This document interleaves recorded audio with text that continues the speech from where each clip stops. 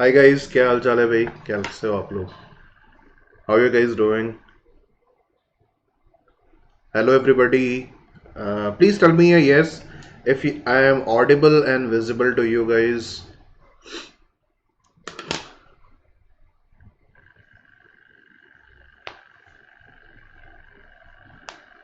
Good morning everybody, and welcome to another session of qualitative analysis. And today's session is about the detection of cations. Until now, what we have done is detection of anions. We have spent 3 sessions, 2 sessions to know what these anions are. One session was problem solving session. So the last session was problem solving session. Today's session is about cations. Okay, so again, my advice to you guys is always be prepared for this chapter in such a way that the information is on your fingertips. And how do you do that? You just try to solve as many questions as possible, as many um, like as neat notes that you can make. So these two things have to be there. जितने अच्छे notes बनाओगे and जितने सारे questions आप solve करोगे उतना outcome अच्छा आएगा. Okay, so chalo, let's start today's session. And today's session is about detection of cations. Until now we have discussed detection of anions, and I have told you earlier that what are cations. Cations are known as basic radicals. Why are they known as basic radicals? Because if I take a salt, let's say I take a salt, then this cation is being obtained from the base. The cation is being obtained from the base. So the cation is known as the basic radical. Okay, the cation is known as the basic radical. So cations or basic radicals. Now please do remember that what is the science behind, what is the process. The process is that when you are trying to detect cations, then you have to follow two types of tests. So when this detection follows two paths, one path is dry test, which is like not a confirmatory tests. याद रखो, dry test वो होते हैं जहाँ पे water use नहीं किया जाता, जहाँ पे उनके सॉल्यूशंस को यूज हम नहीं करते, वहाँ पे हम ड्राई सॉल्ट यूज करते हैं. So detection of cations, one path is using the dry test and the other path is using the wet test. So wet tests are known as the confirmatory tests, and the dry tests are not known as confirmatory. Dry tests give us the idea कि maybe this is present. Okay, it just gives us a probable idea that maybe this cation is present. Okay, so there are two pathways that we have to follow. We have to follow the dry test, we have to follow the wet test, and today's session we would discuss the dry test for basic radicals. वो सारे test जहाँ पे water use नहीं करते, we use directly the salt. Okay,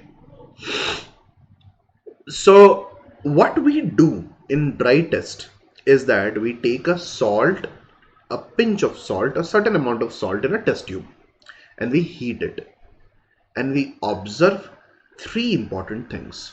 We observe the change in color, we observe whether there is a residue or a sublimate, and we observe the nature of the gas which is evolved. So याद रखिए, we observe three things. We observe color change, we observe residue or the sublimate, and we observe the nature of the gas which is evolved. Okay, is that clear? So there are three things that we try to observe when we are trying to do the dry test. So taking the salt in the test tube.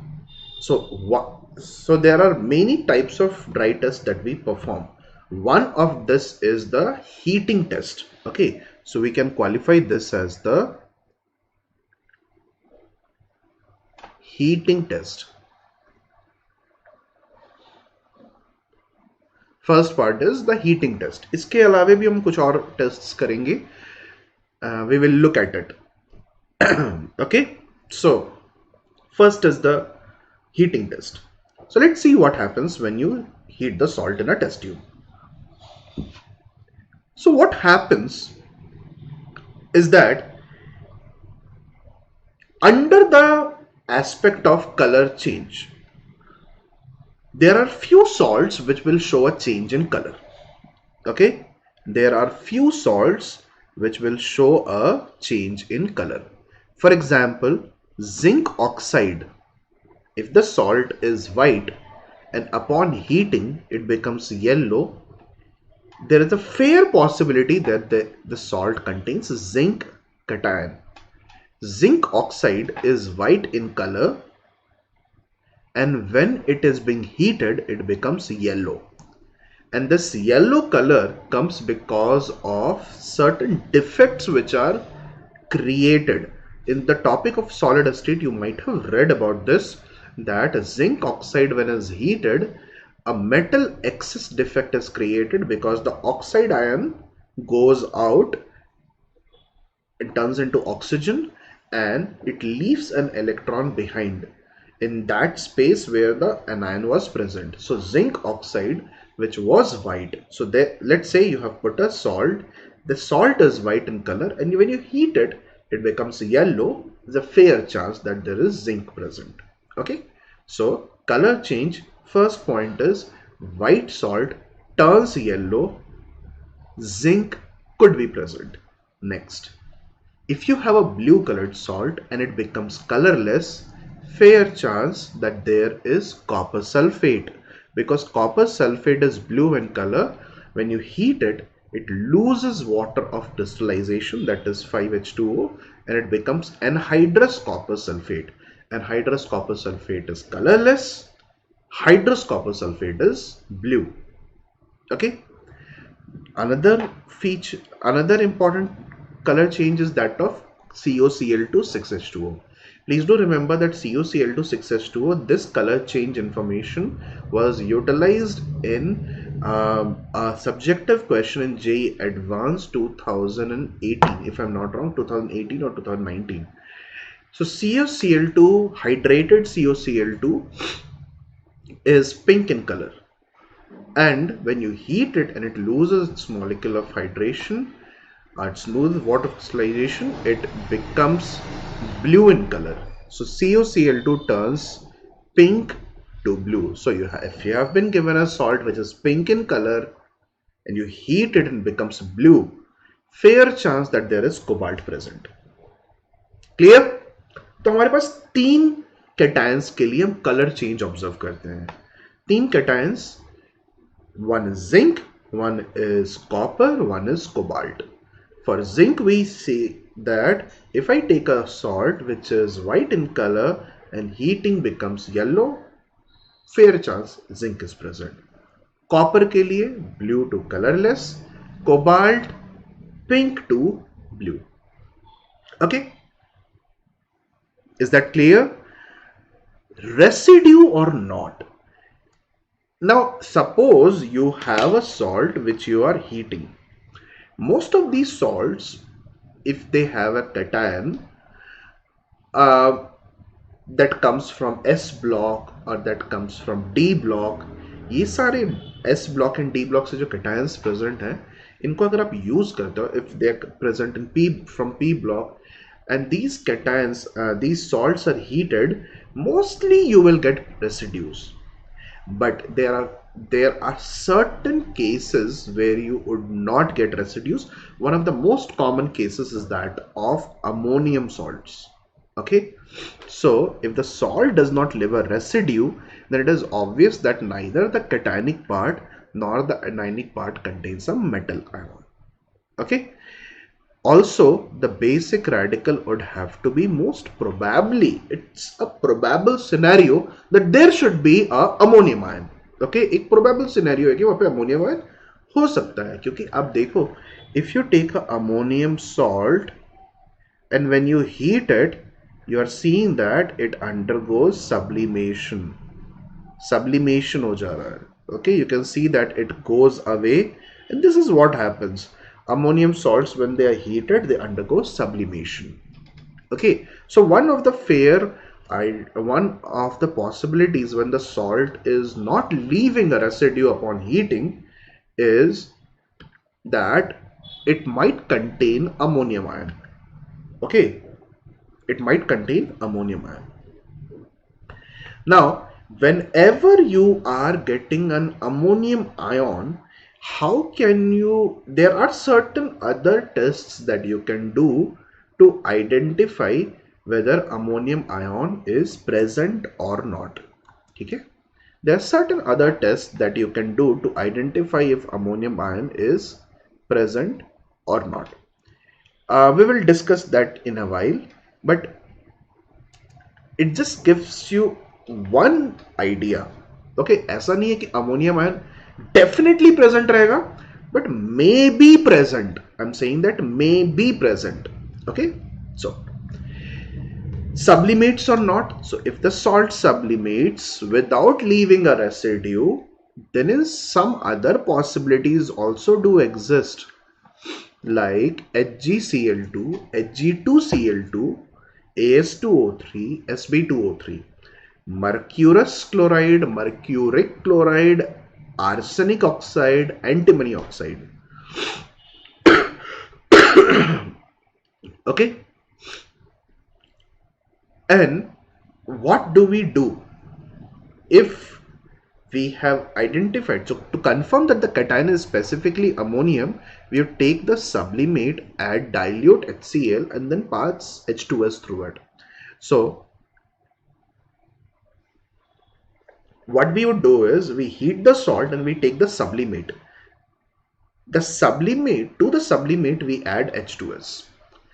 Now this is a very critical point. H2S, if is being added, okay, so you take the sublimate and you add H2S in presence of HCl. This is a very critical point because this is a reflection of something that you would read later on in wet tests as well. तो होता क्या है कि if you end up getting a black colored precipitate, and black colored precipitate, it could be possible that there is mercury.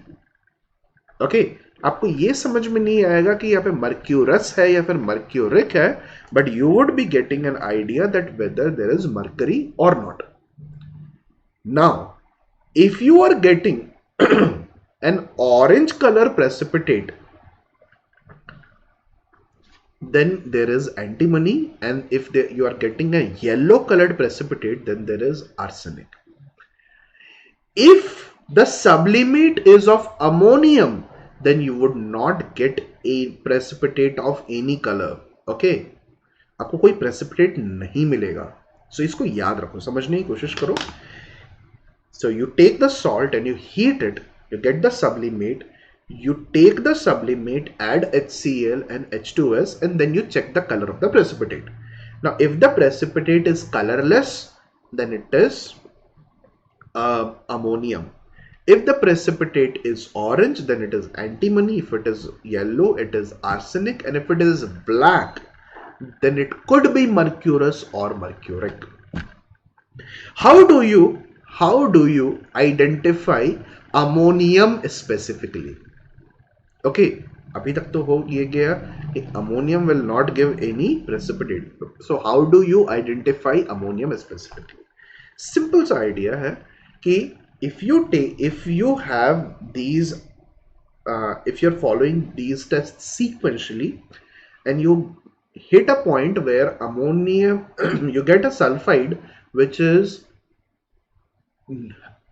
colorless. In that case, you get a sulfide which is colorless. In that case, what you do is you take a pinch of a salt and you put it on your palm.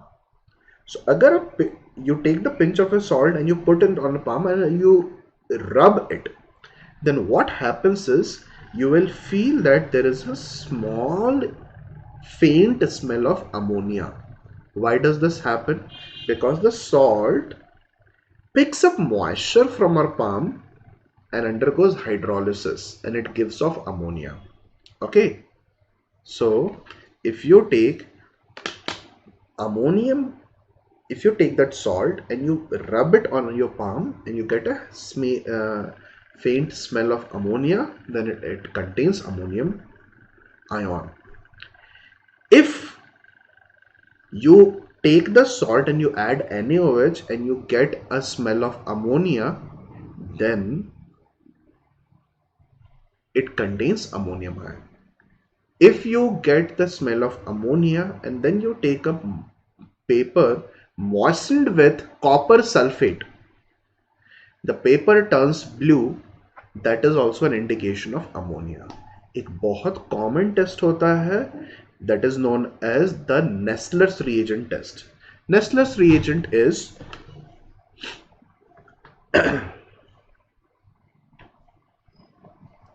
Nestler's reagent is this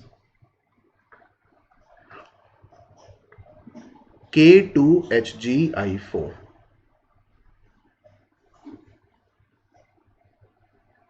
Okay, Nestler's reagent is K2HgI4. And what happens if I take K2HgI4? K2HgI4 is known as Nestler's reagent, and if I take the ammonium salt and I add Nestler's reagent, I get a brown precipitate, and this brown precipitate is known as the iodide of Milon's base. Okay, this is known as the iodide of Milon's base. So we'll later on study the formula for this, but this is known as iodide of Milon's base. So बहुत सारी tests ऐसे हैं जिनका आपको idea होना चाहिए. You do not need to know the exact reaction. Please do remember that exact reactions are no longer being asked. What is being asked is these specific markers or pointers which you have to keep in mind. In the question as well, these specific pointers will be asked. Clear? Chalo.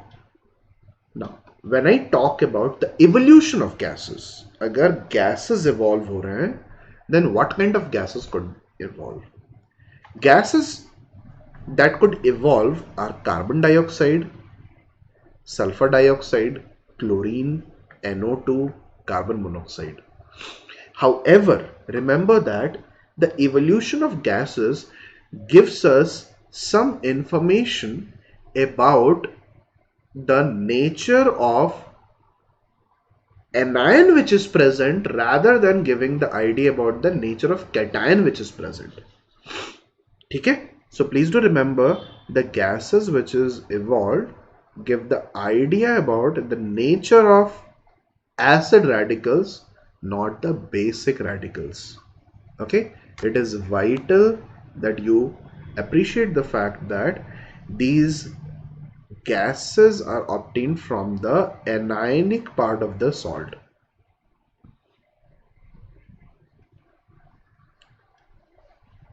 So it's not a very clear indicator of the cations which are present. It is, however, an indicator of the anion which could be present.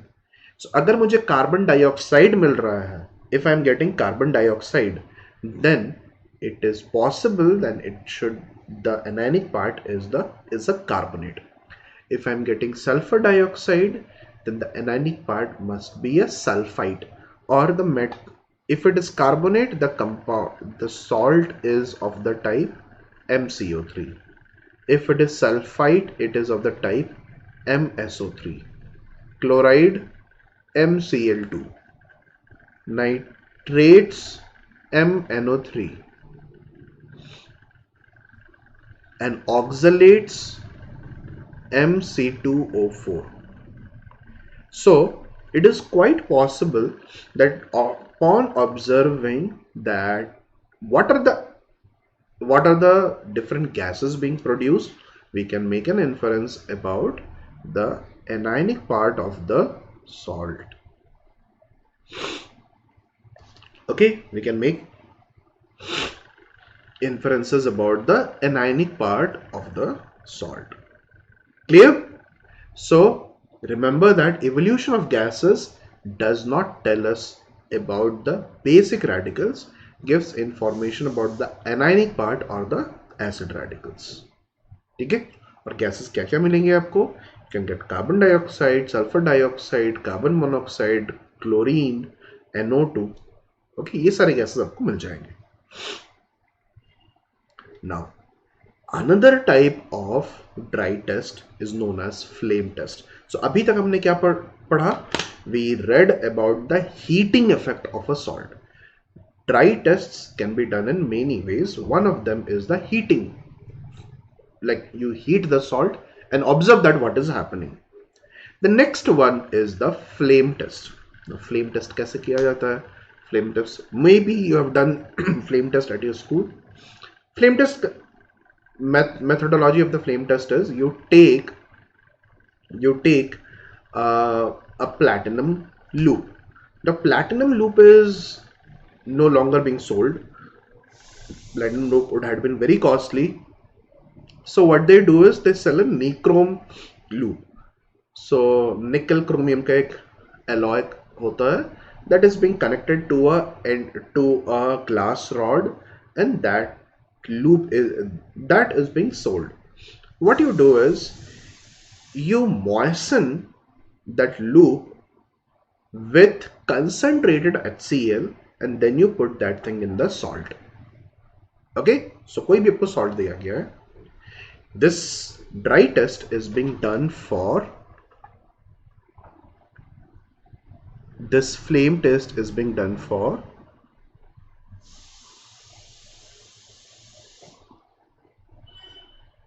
colorless salts.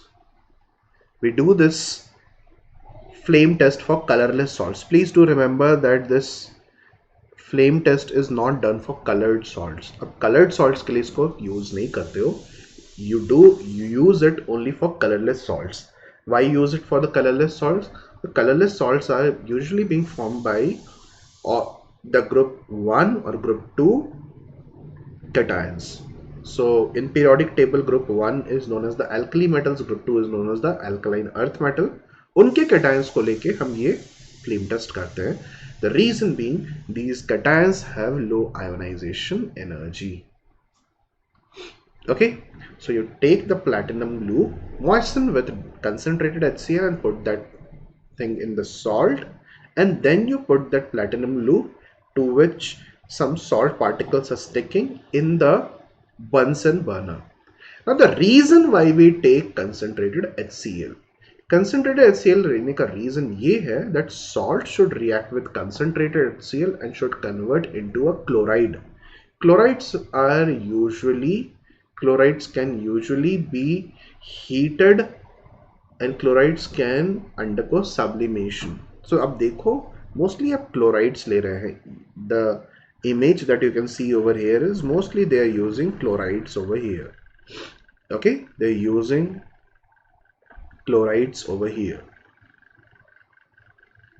Can you see this? Chlorides can be sublimed under the influence of heat from the Bunsen burner. Now what are the inferences? The inferences are these. You can see a lot of different colors. Similar colors you will observe in Bunsen burner. So if it is the most common ones, if it is sodium, then you will get a golden yellow flame. Golden yellow flame. If it is potassium, you will get lilac. Lilac is like violet, a bit violet.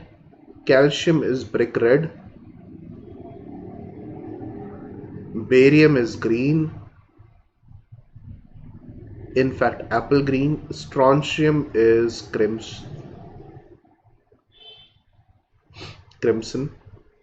Okay, so the most common cations which are identified using crimson red, using the flame test are these. यहाँ पे बहुत सारे cations दिए गए हैं, but these many cations are not there in the JEE syllabus, or I would say NCERT for detection. In the lab manual for lab manuals issued by NCERT, the most common cations which are being utilized for flame tests are these: sodium, potassium, calcium, barium, strontium. इनको हम use करते हैं. ठीक है? Is that clear? I hope this is understood. So flame test is something that you might have read. Now what is the science behind flame test? What happens is these salts go into the flame, the cation comes out, an electron transition takes place on the cation, and upon this electron transition, electron absorbs energy, and while it comes down, it gives off energy in the visible region, and this appears in a certain color of the flame. Okay, chalo. So this is flame test. So पहला dry test था heating effect on the salt. Second dry test is the flame test. Okay.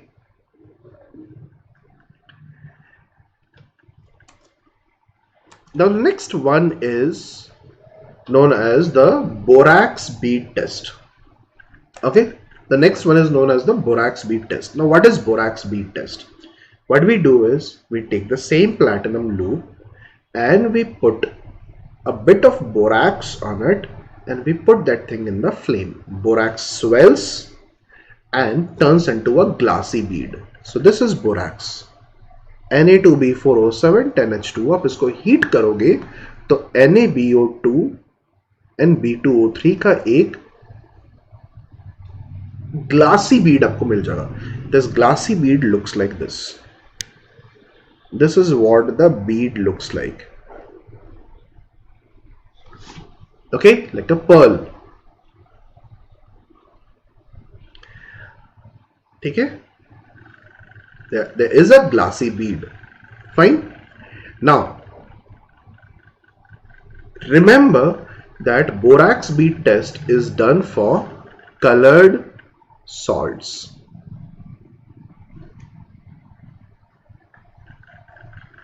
Okay, a few important pointers. Borax bead test is done for colored salts. It's not done for colorless salts. Okay, all of these cut salts, so it's a way to detect the cations which are from the D block. It's a way to detect the cations which are from the D block. So please do remember that it's a way to detect the cations which are from the D block. And it works fine if there is only one cation which is present in the salt sample. Otherwise there will be a lot of interference. You will be getting an intermediate color which you would not be able to detect. So it works good if there is only one metal ion present in the sample. Now what is the method of doing it? You take borax and you heat it. Whatever you obtain as a result of it turns into a glassy bead, which is a mixture of NaBO2, which is sodium metaborate, and B2O3, that is boric anhydride. So a mixture of sodium metaborate and boric anhydride becomes the glassy bead. Now you take that glassy bead, put that in the salt, and then put it in the flame once again. Okay, so if you take salt and then you put the glassy bead, then the B2O3 part of it, that is the boric anhydride part of it, reacts with the metal oxide and it turns it into a metal metaborate. And the metal metaborate imparts a color to the bead. You can see that there are certain colors that we can see over here. Okay. Depending on the color of the bead, we say that a certain cation is present. ठीक है. अब जो flame होता है जिसमें आप रखते हो इन cations, this you in which you're trying to detect these cations, the flame of the Bunsen burner is of two types. One is the oxidizing flame and one is the reducing flame. An oxidizing flame is blue in color. जो आप अपने gas burner में भी जो the flame color that you observe is blue in color. Reducing flame is one which contains unburnt carbon. How do you create reducing flame? You reduce the supply of oxygen. You must have seen that in the Bunsen burner there is a passage for airflow. Okay, so there is a circular passage for airflow. It looks like this. So if this is the Bunsen burner,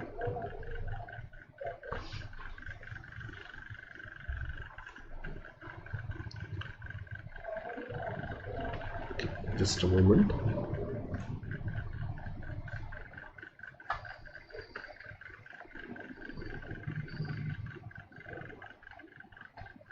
If this is the Bunsen burner, then there will be a passage like this for airflow. Okay, you must have seen this in your gas burner as well. If you observe it closely, this is for O2. Okay, this is the place from where O2 comes inside the burner, so that the fuel burns in presence of O2. Now if you close this part, if you put your fingers on this circular space, then what will happen is you are restricting the flow of oxygen and thus the burning of the fuel will not be sufficient and there will be unburnt carbon. So that will create a reducing flame. So a Bunsen burner की इस part को open रहने दोगे, then it will be an oxidizing flame, and if you keep it closed, then you will get a reducing flame. Now what happens? For different cations we get certain colors. Okay, so if you take if there is chromium, if there is chromium, then in the reducing flame, the bead. So bead, what is the meaning of hot and cold condition? So if the bead is present in flame, then it is hot condition. The moment you take the bead out of the flame, then it is cold condition. So if there is chromium, and you observe that the bead is hot, bead is green in color in hot and cold condition, in reducing flame, you say that chromium could be present. Okay, so you look at this color and make a judgment. Similarly, if you take the oxidizing flame and you observe that under hot condition, and when the bead is present in the flame, it is brown in color, and when present outside the flame, it is red brown in color, then it is nickel. Okay, so these are certain colors. These colors are to be remembered. Remember that reducing flame, hot and cold condition, you have a single color, but in an oxidizing flame you have two different colors. You have to remember these colors because these colors do get asked in the examination. Okay, I hope you have understood the science behind the borax bead test. So the first test was, I'm repeating again, heating effect on the salt. Second was flame test, normal flame test. The third one is a flame test similar, the flame test involving borax, so that is borax bead test. The next one is the charcoal cavity test. Charcoal cavity test is done by taking a piece of charcoal and removing a small portion of it. You put some salt in it. Okay, so metal carbonate when heated in a charcoal cavity decomposes to give corresponding oxide. Okay, so you take a metal salt in that cavity. Okay, you take that metal salt in that cavity and you add sodium carbonate to it. When you add sodium carbonate to it, it converts the salt into a carbonate, and then you using a blowpipe, this is known as a blowpipe, you blow the flame in the cavity. Doing this will decompose the carbonate and will give you an oxide. So metal carbonate will decompose to give metal oxide plus carbon dioxide. So depending on the color of the residue, you make a judgment that what kind of a metal might have been present over here. Okay, ये भी हो सकता है that the charcoal which is present in the cavity reacts with the oxide and converts it into metal. So that is also possible. So you can get the color of an oxide or you can get the color of a metal.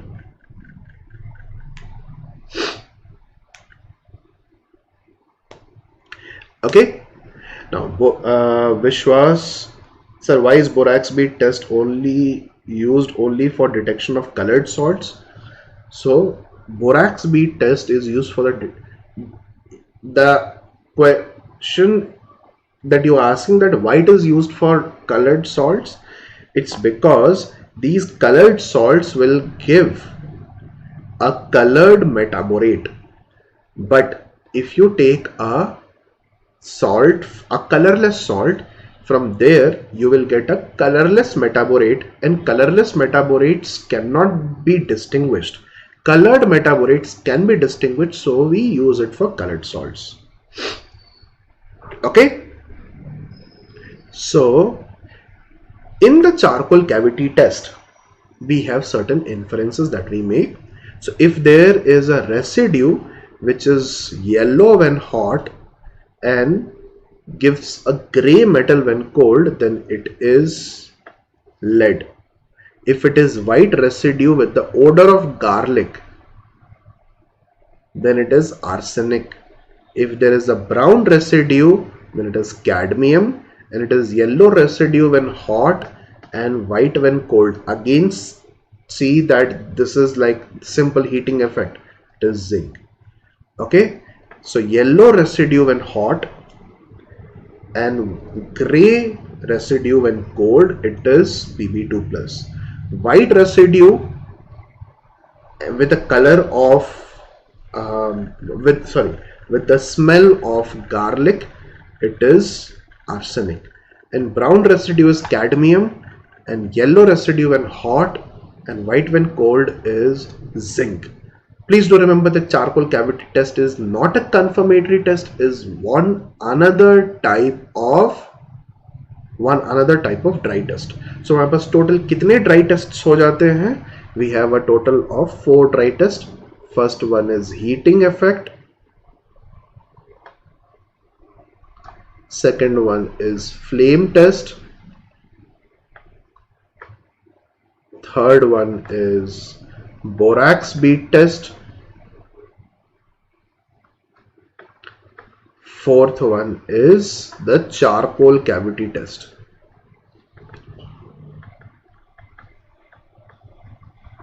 These are the most important dry tests. Okay, हमारे पास 4 तरह के dry tests हैं. We have 4 types of dry tests. Clear? Okay, when we talk, so once the dry tests are done and you get certain pointers, you can verify them using wet tests. Okay, or you can perform wet tests right from scratch. Now please do remember that wet tests involve a certain principle of solubility product and versus ionic product. We will talk about this later on, but when we come to wet tests, we divide the cations into certain number of groups. These cations are divided into certain number of groups for the reason that they can be precipitated only in a particular way. For example, for each group there is a specific group reagent. These groups are not the groups of periodic table. These groups are in accordance to what kind of a precipitate do we obtain when we use a reagent. So if I use the reagent dilute HCl, those cations which give precipitate with dilute HCl are present in group 1. If I use dilute HCl and H2S, cations which give precipitate with these two, a combination of these two as sulfides, are present in group 2. Group 3A as hydroxide, group 3B को हम 4 भी बोल देते हैं, 3A को 3 बोल देते हैं. So that's a it's not a very very important point. You just need to know that 3B and 4 are interchangeably used. Okay, so if you are using H2S in presence of NH4OH, NH4Cl, and that becomes the reagent, then you have certain cations which are produced, and these are present in group 4 or group 3B. So on and so forth. You have divided all the cations. So you can, if you count, you have a total of 1, 2, 3, 4, 5, 6, 7, 8, 9, 10, 11, 12, 13, 14, 16, 17, 18, 19, 20, 21, 22, 23, 24, 25, 26, 27, 28, about 28 cations. You need to know about 28 cations, and in next class I'll tell you certain tricks to remember these cations. However, these are some tricks. Okay, for an elaborate study you need to still study about each of these cations. Okay, you need to understand the fact that these cations can be given in any random way in a question. So certain ways, if you can remember these cations, would always be helpful. So in tomorrow's class, what we'll do is we'll try to look at these I would say short tricks to remember these cations. And please do remember that qualitative analysis without these cations is incomplete. So these cations, the tests around these, will take up most part of the qualitative analysis. However, we would not deep dive into those tests. We will learn how to make inferences quickly rather than in a very exhaustive way. Okay, clear? So this is where I'll end my session today.